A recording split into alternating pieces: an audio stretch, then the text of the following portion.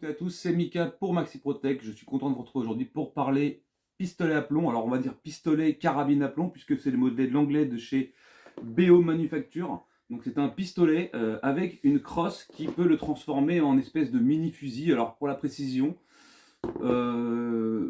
c'est un produit qui est assez complet, il est très puissant. 13,7 joules, donc on pourrait considérer que c'est le produit le plus puissant en pistolet à air comprimé, surtout à ressort, en dehors des PCP. Et il est assez précis. Voilà, donc on va revenir sur l'aspect technique générique.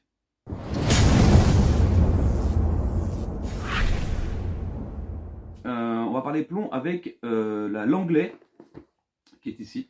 Donc l'Anglais 13,7 joules, donc on peut considérer, selon les caractéristiques de plusieurs armes à plomb que j'ai vues, on pourrait dire que c'est le pistolet le plus puissant, en tout cas en air comprimé à ressort. Donc vous allez casser le canon pour recharger en monocoup. Et on va mettre en dehors le PCP. D'accord, le PCP qui est autre chose, où on arrive à atteindre des puissances qui font 19,9 joules, en tout cas en restant dans la catégorie D. Alors c'est un pistolet à la base, mais il est fourni avec une crosse qu'on peut venir mettre et qu'on peut transformer en espèce de mini fusil. Alors je le préfère largement comme ça, puisque la prise à l'épaule est meilleure. Et je trouve que ça lui donne une gueule un petit peu badass. On est entre le fusil et le pistolet. Je sais pas, on pourrait comparer ça à un mini fusil d'assaut, une petite PL, comme on pourrait dire. Et vraiment, il va très très bien. Alors, il est puissant. Il est annoncé quand même sur la boîte. Alors, la boîte est là. Je vous le montre. La boîte est là. Bon, ils annoncent 1010 FPS. Alors, je trouve ça haut pour 13,7 joules parce qu'il est annoncé à environ 280 mètres secondes. C'est peut-être ça, j'ai pas refait tous les calculs, mais bon, il tape quand même fort, voilà, c'est pas négligeable, il tire très loin, on peut aller jusqu'à 25-30 mètres avec sans souci. Moi, dans cette vidéo, je tirerai avec les plombs Pro Match. Faut savoir que dans la boîte, il est livré, enfin en tout cas dans le pack que je vous présente, il est livré avec un petit pointeur laser que je n'ai pas mis parce que j'adore les organes de visée d'origine. Alors, faut savoir que sur le mien, j'ai un tout petit souci, c'est parce qu'il est tombé, malheureusement, avant le test du rack, et que ici, il y a une petite fibre rouge qui vient. Vous l'aurez, vous inquiétez pas. Moi, je ne l'ai plus, alors je vais en redemander une pour pouvoir la remplacer. Et vous avez ici une petite fibre verte, voilà, vert et rouge, ce qui faisait très bien la transition de couleur pour pouvoir bien axer. C'est dommage, mais bon, ça peut arriver, c'est comme ça, donc faites attention à vos armes. Moi, elle est tombée, voilà. Le cran de sécurité qui neutralise l'arme ici. Vraiment, j'ai rien à dire. Petit rail Picatinny, donc je dis, vous mettez ou un pointeur laser, ou vous pouvez mettre un petit red dot, tout simplement, pour ceux qui veulent plus être plus à l'aise à la visée. Il faut savoir que déjà comme ça, il est extrêmement précis. Quand je dis qu'il est extrêmement précis, c'est pour moi un très bon outil pour se former, surtout au prix où il est proposé en fait. Je crois qu'on doit tourner dans les 150 € ou 140 €, même peut-être moins, je ne sais pas, selon les packs. Il accepte quasiment tous les types de plomb. Après, j'ai pas eu de soucis particuliers. J'ai essayé des Gamma Match en pro, les plats. J'ai essayé des Hunter, j'ai essayé des Hammer. J'ai essayé les Gold que j'aime bien, les Raptor, et plusieurs types. J'ai essayé aussi les Rocket Destroyer. Donc tout cela sont passés sans aucun souci, ok. Alors, donc au niveau de la finition, vous êtes 100% full plastique, mais de très bonne qualité. On voit que c'est pas du vent, d'accord. On voit que c'est quand même assez costaud. Alors pour le casser, n'utilisez pas la crosse pour faire appui, s'il vous plaît, parce que bon, c'est quand même costaud. Mais prenez-le comme ça et venez le casser. Alors pour le casser, vous tapez légèrement un petit coup ici. Alors vous avez vu, il y a aussi cette particularité, on dirait un petit silencieux. Ça a un petit peu plus gonflé pour donner un aspect silencieux. Vous tapez et vous venez l'ouvrir. Alors il faut un petit peu de poigne, mais surtout n'utilisez pas la crosse parce que vous allez fragiliser le système derrière. Alors il est quand même costaud, mais on ne sait jamais à la longue. Vous mettez votre plomb, vous venez rabattre, vous pouvez retirer la sécurité, attention. Voilà. Il claque assez fort quand même. Voilà. C'est pour ça qu'il a annoncé, je vous dis, à 13,7 joules, ce qui n'est pas négligeable. Organe de visée ici d'origine, donc réglable en hauteur et en dérive. Moi, il est réglé quasiment tip-top et je trouve qu'il groupe très très bien. Surtout avec du plat. Bon, le plat, les Pro Match sont connus pour être très précis. Voilà, sinon il n'y a vraiment pas de choses spectaculaires dessus. Mais on va aimer la petite crosse. Honnêtement, s'il avait été, moi je vous le dis sur mes goûts esthétiques, s'il avait été vendu uniquement comme ça par exemple, et je crois qu'il est proposé comme ça, je ne suis pas sûr, mais je ne l'aurais pas pris en fait. Parce que bon, déjà c'est très lourd.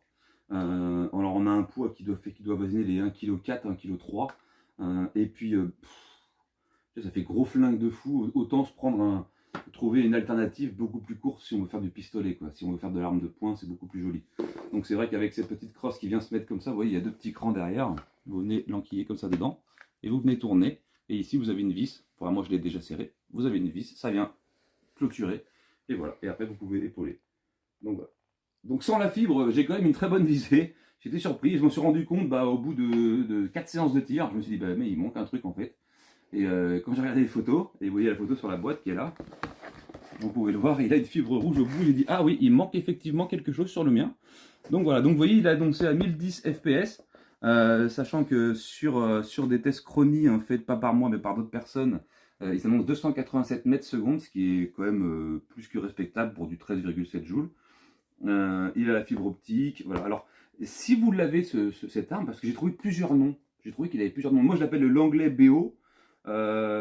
Là ici, alors est-ce que c'est la marque, est-ce que c'est le modèle? Parce qu'au niveau du modèle, j'ai pas vraiment trouvé son nom en fait. Alors est-ce que c'est juste ça et puis que je cherche pour rien en fait?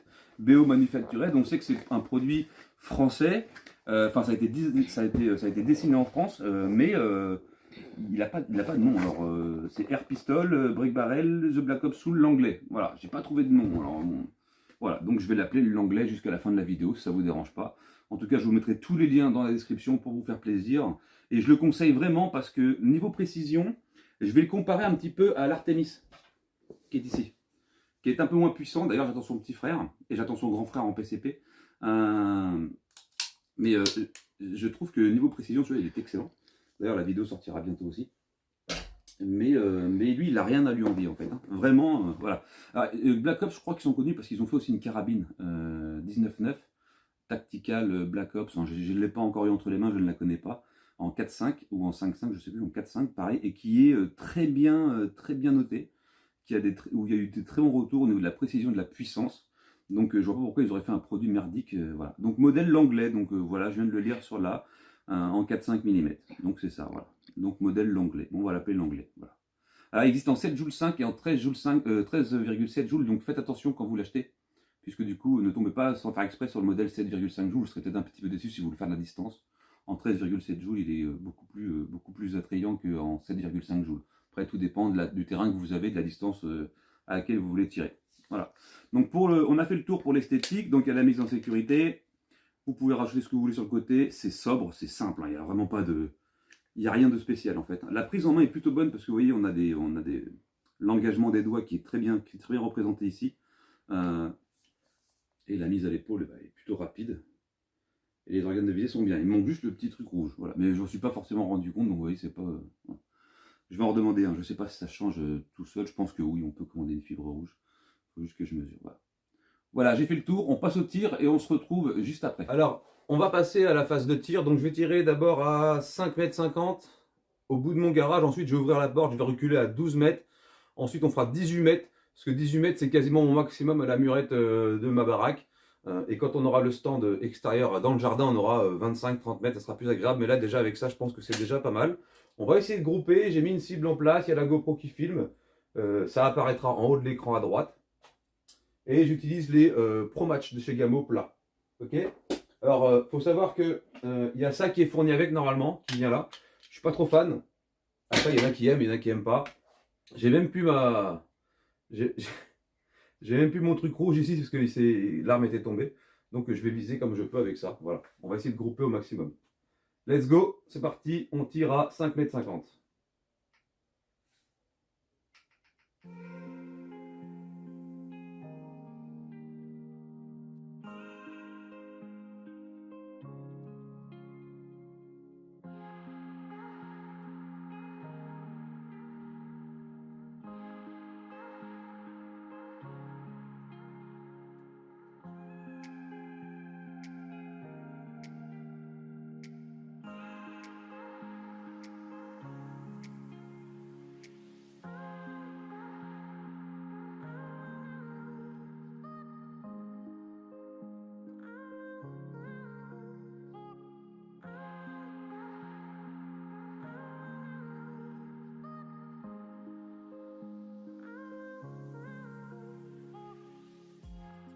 Ainsi dans le tir.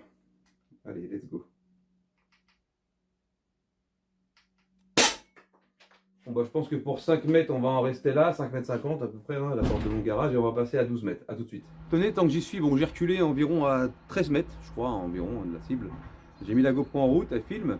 J'ai pas parlé avantage, inconvénient. Bon, inconvénient ou avantage, ça fait des muscles. Hein, parce que le fait de venir armé à chaque fois, bah, ça demande un peu de force. Bon, pas forcément beaucoup, parce qu'on n'est pas sur une carabine de 20 joules ou sur une 30 joules à ressort. Ou en tout cas à canon basculant. Et à gros avantage, pas de CO2, donc économique. Voilà. Donc on va commencer le tir à 12 mètres, 13 mètres, non, 12, 13 mètres. D'accord. Et puis j'espère que ça ira. Allez, on va essayer de mettre dans le mille. J'espère que ma GoPro va pas ramasser un plomb au passage.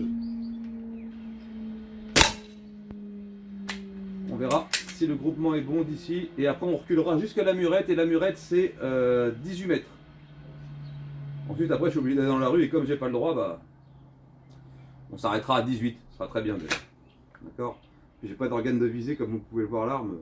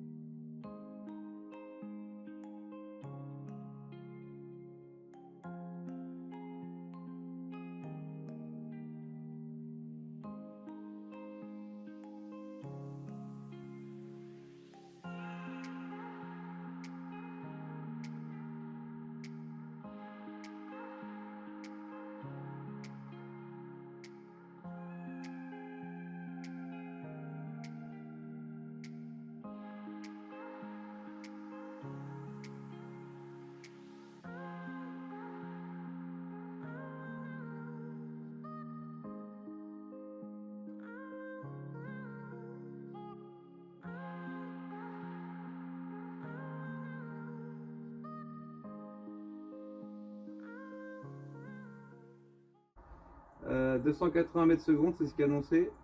C'est vraiment pas mal, franchement. Allez, dernier plomb et ensuite on va reculer à 18 mètres. Et là on va commencer à parler sérieusement, surtout sans appui et je suis debout. Hein. Allez, on va aller voir ça et on se retrouve à 18 mètres. A tout de suite. Donc nous voici à 18 mètres. C'est le maximum que je puisse aller pour l'instant, tant que mon stand extérieur n'est pas prêt. Voilà, bon on va voir. Allez. Toujours les pompes là, Pro Match de chez Gamo. Et on va voir le résultat. C'est parti.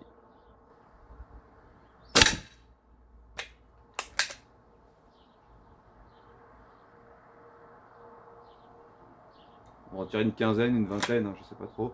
Vous avez le temps ou pas?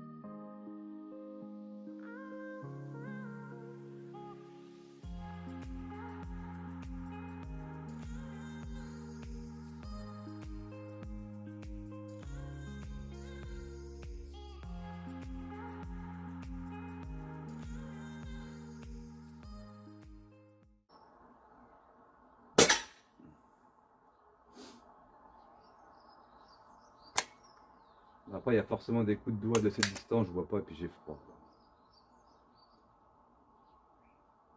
Après, le coup de doigt, comme je dis, c'est pas une excuse valable pour moi. T'as foiré, c'est tout, c'est comme ça. Hein, t'as tiré à côté, t'as tiré à côté. Bon bah voilà, j'ai fini. Allez, on va à la conclusion. Donc c'est venu le temps de la conclusion pour cette l'anglais qu'on appellera l'anglais BO, puisque elle s'appelle Blade 2 ou l'anglais, je ne sais pas trop. Bref, peu importe, 13,7 joules, une bonne prise en main. Là, je l'ai pas chargé, je l'ai mis en sécurité. La prise de mire est très bonne. Après, je n'ai aucun organe de visée, comme j'ai dit, hein, je le répète encore une fois, je n'ai même pas la mire rouge, là, la fibre optique, puisqu'elle a cassé. Ou alors elle est partie, je ne sais pas où elle est. Bref, ça aurait été avantageux. Je pense qu'avec une lunette ou un red dot, ou même un pointeur laser, le pointeur laser bien réglé comme ça, vous aurez encore une meilleure précision. Mais je ne suis pas déçu quand même par rapport à ce que j'ai fait. Alors, je vais la recommander, forcément, puisque pour le tarif, la qualité de fabrication, elle est un peu lourde, 1,7 kg quand même. Pour ce qui est de la détente, voilà, on va lui reprocher un poids, comme je disais, assez lourd, 1,7 kg. Pour les plus jeunes, ce sera peut-être handicapant, hein, pour les 15-16 ans qui auront envie de faire un peu de tir de loisir avec leurs parents, bien sûr. Mais la détente, une fois qu'elle est armée, la détente est assez dure jusqu'au point de rupture, donc il faut juste s'y faire. Je pense que c'est une question d'habitude. Moi, le problème, c'est que je tire avec beaucoup d'armes tous les jours. Je tire environ avec 3 ou 4 armes par jour, et le fait de changer d'arme toutes les 2 ou 3 heures, ou toutes les heures, c'est compliqué en fait, puisque je passe d'un pistolet, d'une arme de poing à ça, ou à une carabine, ou bref, vous avez compris. Okay. Alors, les résultats pour aujourd'hui, on va les sortir. Alors, je vais vous comparer aujourd'hui et hier. Donc, aujourd'hui, il faisait froid, c'était le matin. Hier, il faisait plus doux. Alors, ça, c'est mon groupement à 5,50 m.